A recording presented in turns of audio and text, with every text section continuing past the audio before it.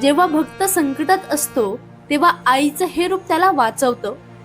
ही कथा खूप प्राचीन आहे। परशुराम हे भगवान विष्णूंचे अवतार होते। त्यांची आई होती रेणुका माता। एका प्रसंगात परशुरामांना आपल्या आईचं शिर कापावं लागलं, पण नंतर त्यांनी पश्चाताप करून त्यांना पुन्हा जिवंत केलं। असं मानलं जातं की त्या शक्तीतूनच एकवीरा आईचा जन्म झाला। म्हणूनच अनेक भक्त म्हणतात एकवीरा आई म्हणजेच रेणुका मातेचं रूप आहे। लोणावळ्या जवळील डोंगरांमध्ये कार्ला लेणी आहे। हा परिसर खूप प्राचीन आणि पवित्र आहे।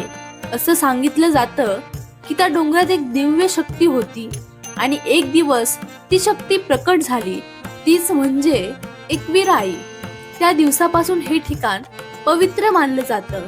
या मंदिराचा इतिहास खूप जुना आहे। नेमकं मंदिर कधी बांधलं गेलं याचा ठोस पुरावा नाही। नमस्कार भक्तांनो, परमात्मा कथासागर मध्ये तुमचं मनापासून स्वागत आहे। आज आपण एका अशा देवीची कथा ऐकणार आहोत जिच्यावरती लाखो भक्तांची अटूट श्रद्धा आहे, जी संकटात सापडलेल्या प्रत्येकाला आधार देते, जी नवसाला पावते आणि जी आजही चमत्कार घडवते। होय, आज आपण जाणून घेणार आहोत एकवीरा आई यांची संपूर्ण कथा। या व्हिडिओमध्ये आपण पाहणार आहोत एकवीरा आई कोण आहे, ती कार्ला लोणावळा येथे कशी प्रकट झाली, तिचा उगम काय आहे, तिचा संबंध रेणुका माता आणि परशुराम यांच्याशी कसा आहे, कोळी समाज तिला कुलदेवी का मानतो, तिचे चमत्कार, नवस पूर्ण होण्याच्या कथा आणि आजही लोक तिच्यावरती इतकी श्रद्धा का ठेवतात। तर असेच नवीन नवीन व्हिडिओ पाहण्यासाठी परमात्मा कथासागर या चॅनलला नक्की सबस्क्राईब करून ठेवा। तर चला सुरुवात करूया या अद्भुत आणि दिव्य प्रवासाची। महाराष्ट्रातील सह्याद्रीच्या डोंगररांगामध्ये लोणावळ्या जवळील कार्ला लेणी येथे एक अत्यंत पवित्र स्थान आहे, ते म्हणजे एकवीरा आईचं मंदिर। एकवीरा आई ही साधी देवी नाही, ती आहे आदिशक्तीचं रूप। ती आहे भक्तांच्या विश्वासाची ताकद। काही लोक तिला आदिशक्ती मानतात, तर काही जण तिला रेणुका माता यांचं रूपही मानतात। पण एक गोष्ट मात्र सगळे मान्य करतात, ती जागृत देवी आहे आणि नवसाला पावते। खूप प्राचीन आहे। एकेकाळी पृथ्वीवरती अधर्म वाढला होता, लोक दुःखात जगत होते, कोणीही त्यांना वाचवायला नव्हतं। तेव्हा सगळ्या देवांनी मिळून आदिशक्तीला प्रार्थना केली, हे माता आमचं रक्षण कर। आणि त्यावेळी देवीने एक नवीन रूप धारण केलं। ते रूप म्हणजे एकवीरा आई। ती एक शक्ती आहे जी अन्याय संपवते आणि भक्ताचं रक्षण करते।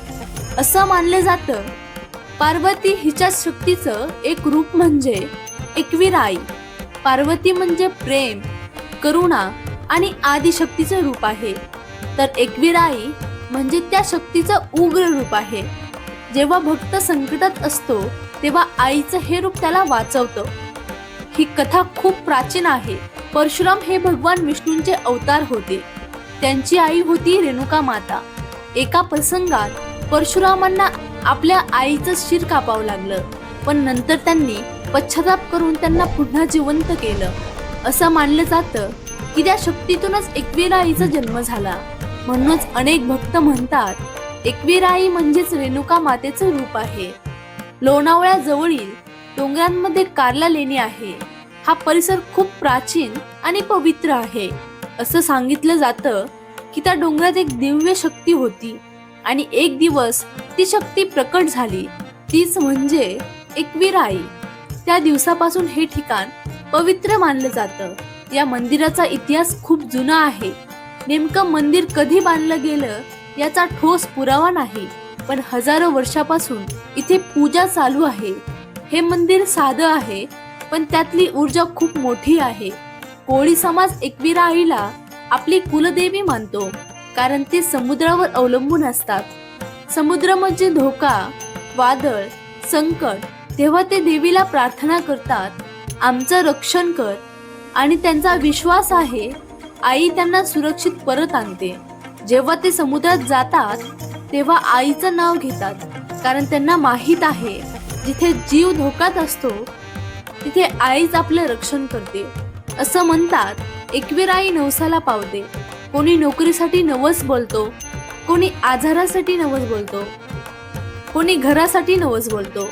आणि अनेक लोक सांगतात एकविरा आईच्या भक्तीत एक खास परंपरा आजही पाहायला मिळते, ती म्हणजे देवीला कोंबडा सोडण्याची प्रथा. होय, अनेक भक्त नवस पूर्ण झाल्यावर आईच्या चरणी कोंबडा अर्पण करतात आणि तो कोंबडा मंदिर परिसरात सोडून देतात. पण प्रश्न असा पडतो, देवीला कोंबडा का सोडतात? त्यामागे एक जुनी आणि श्रद्धेने भारलेली कथा सांगितली जाते. असं म्हणतात की त्यापूर्वी एका कोळी भक्तांवरती मोठं संकट आलं होतं. त्याचा व्यवसाय बंद पडला होता, घरात अन्न नव्हतं, तो पूर्णपणे निराश झाला होता. तेव्हा त्याने एकविरा आईला नवस केला, आई, जर तू मला या संकटातून वाचवलंस तर मी तुला कोंबडा अर्पण करेन. काही दिवसातच त्याचं नशीब बदललं.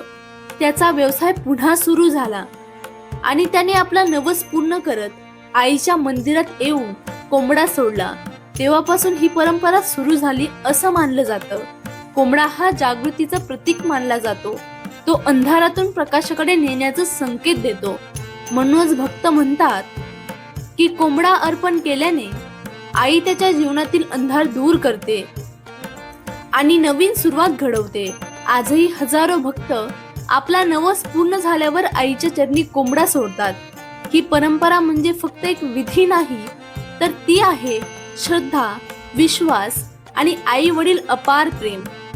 आजही लोक अनुभव घेऊन सांगतात, अचानक संकट दूर होतात, अचानक मार्ग मिळतो. हेच तिचे चमत्कार आहेत. या दिवशी मंदिरात खूप गर्दी असते. भक्त नारळ फोडतात, प्रार्थना करतात, कारण हे दिवस देवीसाठी पवित्र मानले जातात. काही लोक सांगतात, रात्री इथे वेगळीच ऊर्जा जाणवते. काहींना देवीचं अस्तित्व जाणवतं. हे अनुभव शब्दात सांगता येत नाहीत. आजही लाखो लोक इथे येतात. का? कारण इथे त्यांना शांती मिळते, विश्वास मिळतो. एकविरा आई ही फक्त देवी नाही, ती आहे श्रद्धा, विश्वास आणि शक्ती. मित्रांनो, ही होती एकविरा आई यांची अद्भुत, दिव्य आणि श्रद्धेने भरलेली कथा. ही कथा आपल्याला एकच गोष्ट शिकवते, विश्वास असेल तर अशक्य काहीच नाही आणि आईवरती श्रद्धा असेल तर कोणतंही संकट मोठं नाही. आजही हजारो भक्त कार्ला लेणी येथे जाऊन आईच्या चरणी डोकं ठेवतात आणि समाधान, शांती आणि नवीन आशा घेऊन येतात. जर तुम्हालाही आईवर श्रद्धा असेल तर कमेंटमध्ये नक्कीच लिहा एकविरा आईचा जयघोष. आणि जर तुम्हाला अशाच धार्मिक कथा, चमत्कार आणि देवांच्या अद्भुत गोष्टी ऐकायला आवडत असतील तर आपल्या परमात्मा कथासागर चॅनेलला नक्की सबस्क्राईब करून ठेवा. धन्यवाद.